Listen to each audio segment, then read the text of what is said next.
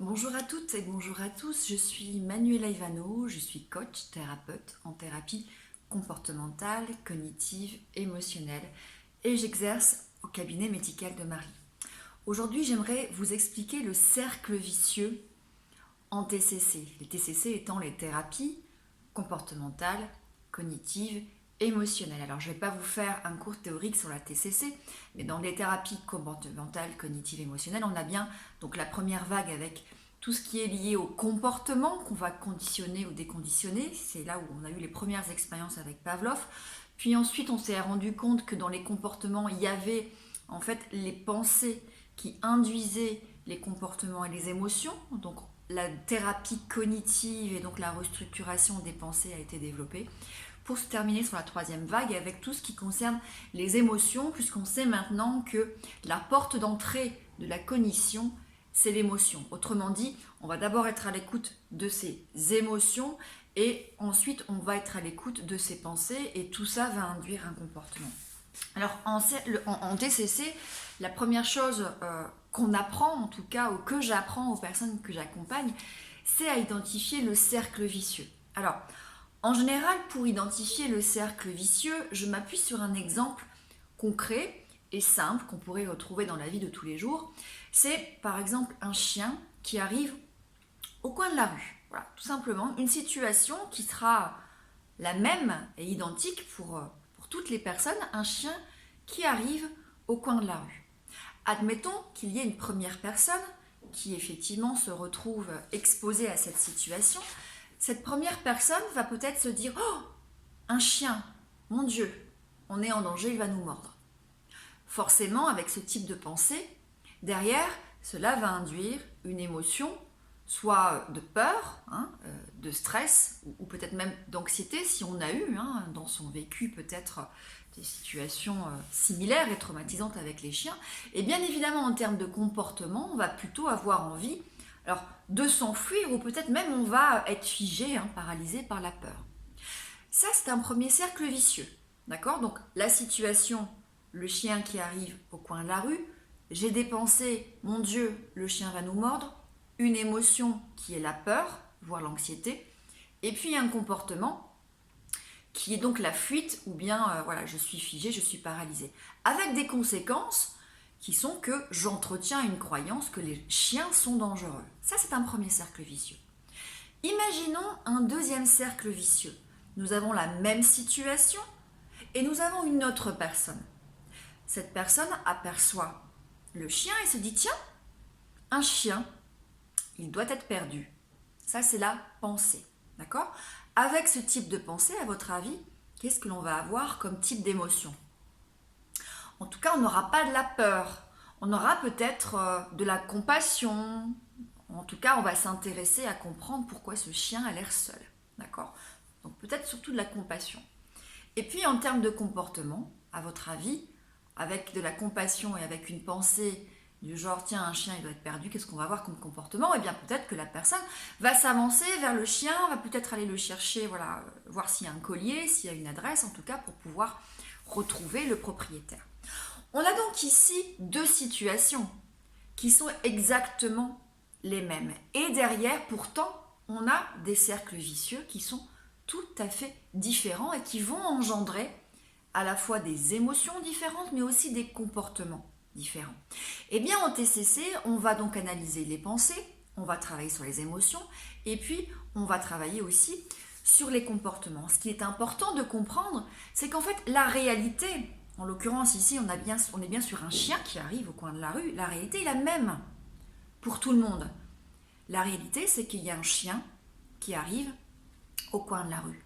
Et si vous mettez 10 personnes en face de ces chiens, vous aurez 10 interprétations de la réalité qui seront différentes et qui vont donc engendrer des pensées différentes, des émotions différentes et des comportements différents.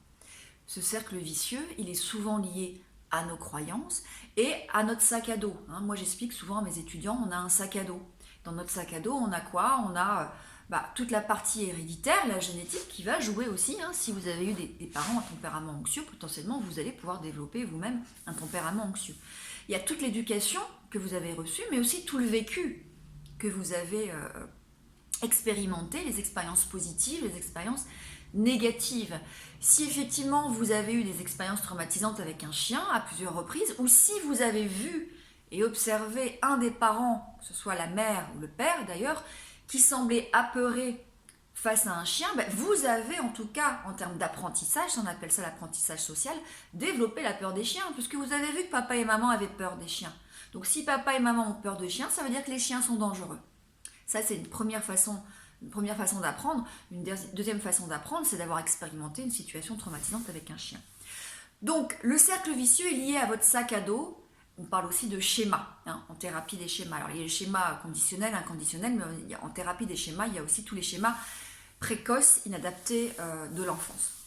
Alors, en TCC, on va donc travailler à la fois sur les pensées, sur les émotions et sur les comportements. Au niveau des émotions, on va apprendre à gérer ces émotions. Donc ça, c'est tout ce qui est troisième vague. On va retrouver la respiration, la relaxation, la pleine conscience, tout ce qui est l'acceptation aussi avec l'acte, tout ce qui est réorientation aussi de l'attention, avec une flexibilité psychologique, puisqu'en fait l'objectif c'est de porter son attention sur autre chose, pour calmer en tout cas l'émotion.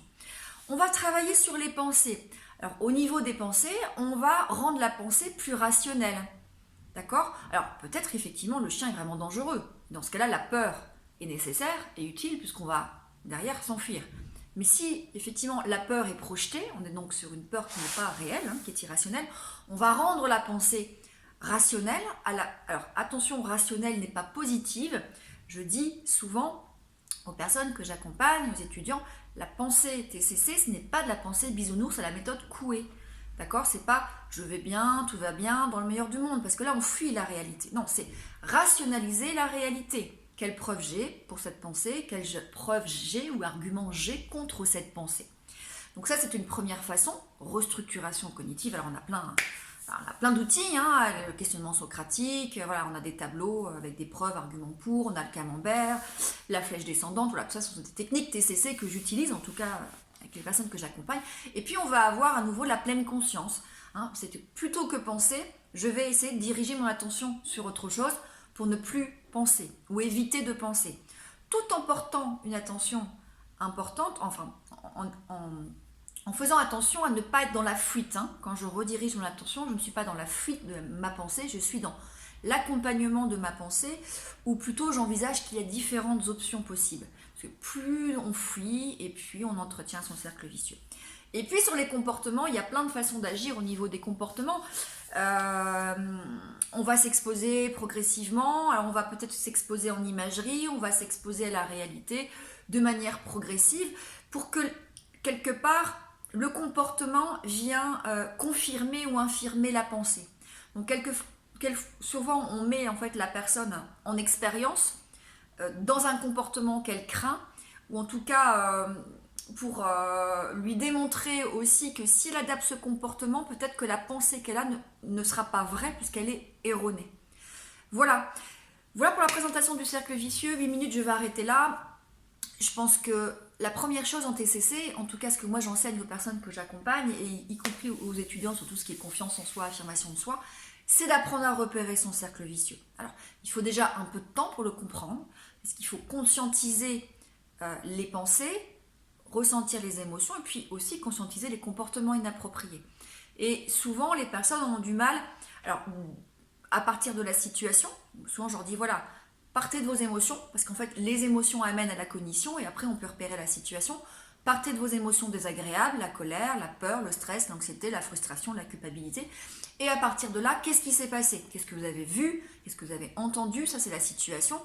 Quel type de pensée vous avez eu? C'est le petit dialogue interne. Ah, mais je vais être jugé, je ne suis pas capable, on va se moquer de moi. Voilà, c'est les pensées, d'accord, qui derrière cachent forcément des croyances plus dysfonctionnelles. Et puis les comportements que vous avez eus. Voilà, on apprend à repérer son cercle vicieux. Alors je vous invite déjà, vous peut-être, à apprendre à repérer votre cercle vicieux. Ça va vous permettre de mieux vous connaître, de comprendre que vous êtes souvent dans les mêmes schémas. Parce qu'en fait, on a souvent le même type de pensée qui revient.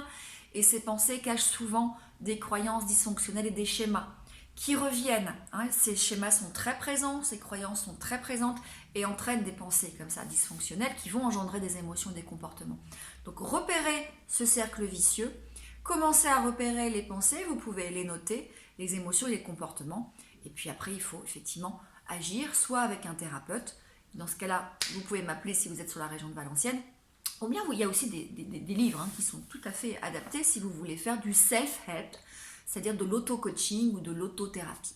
Voilà, prenez soin de vous. J'espère que cette vidéo vous aura été utile et à très bientôt.